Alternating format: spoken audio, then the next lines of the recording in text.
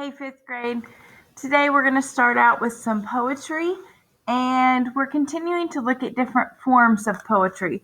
So we've been looking at repetitive poems up until this point. Pantoums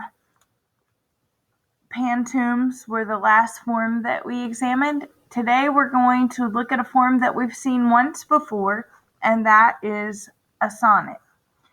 Sonnets began in Italy around 800 years ago.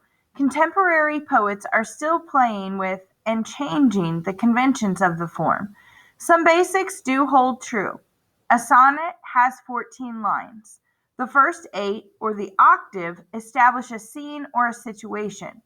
In either the next 6 lines, or what they call the sestet, or the last 2, the poet reaches a conclusion. The poet Ron Paget says, if you want to write in the sonnet form, it's good to understand the concept of therefore. Because in the last lines of the sonnet, the poet is saying, therefore, this is the way I feel. In Shakespeare's time, at the turn of the 17th century, the sonnet's form was strict, and its purpose was usually to flatter or praise someone. Loves, but also friends or people in positions of power.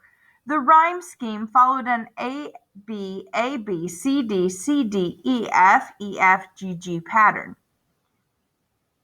That is 4 quatrains and a couplet. There was also a set rhythm called iambic pentameter, which means 5 stressed beats or syllables in each line, alternating with unaccented syllables. Finally, each line had 10 syllables, occasionally 11. Let's try one of Shakespeare's sonnets to understand the structure.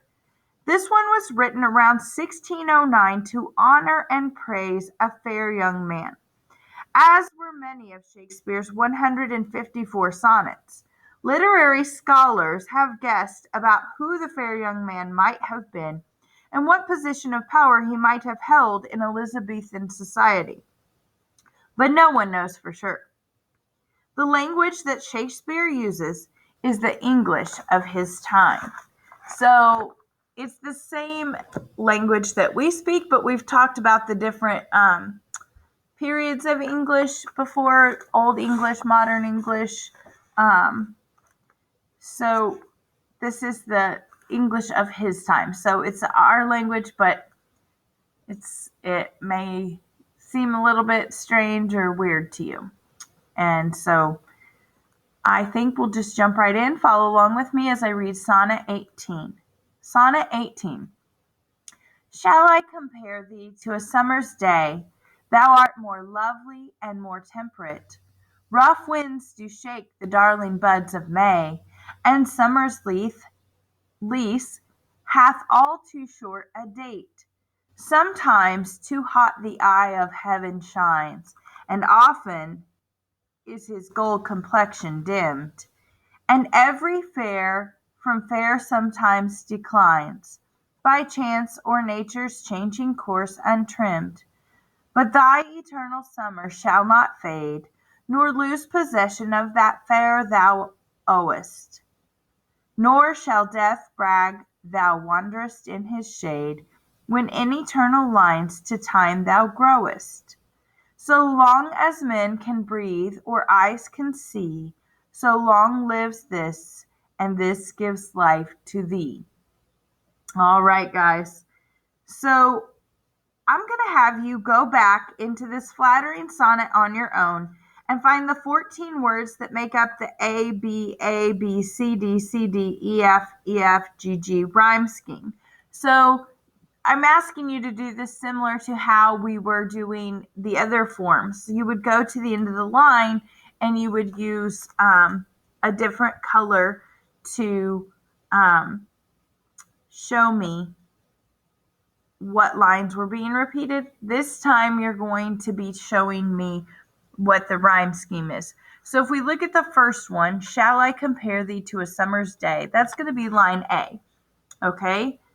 Oh, it looks like I'm suggesting. Let me move that to editing. There we go. This is going to be A. And I'm going to change the color of that to red or let's just go for pink today because I could do that easily. All right. So B would be the line that comes after it because day and temperate do not rhyme. But day and may do. So we're going to put another A here because in a rhyme scheme, in an A, B rhyme scheme, that's how it works. So line A rhymes with line A. Temperate, which is line B, rhymes with date. Temperate. I mean, it's loose. It's a loose rhyme scheme, but it is a rhyme scheme no less. So we're going to put a B here as well. So it goes A, B. And then, of course, the next that I'm asking you to look at is C, D, E, F, and G. So I'm going to ask you to continue in that fashion as you mark up this poem. And then I want you to see if you can figure out what Shakespeare is saying here in this poem of praise.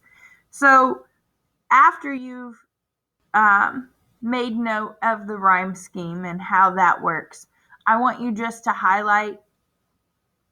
You can highlight the title if you want, or you can even highlight the name of the author. And I want you to add a comment that consists of a couple sentences that are your best guess about what he wants the fair young man to understand. Don't worry, we're going to discuss this together tomorrow when we're all back together. But I want to see if you can figure this out on your own. So you're identifying the rhyme scheme for me, and then you're also going to try and break this down and see what is the message that William Shakespeare was trying to send to the subject of this poem, which is the fair young man. And fair just means handsome or well-liked or like I said earlier, it was a way to honor someone in a position of power or pay tribute to a friend.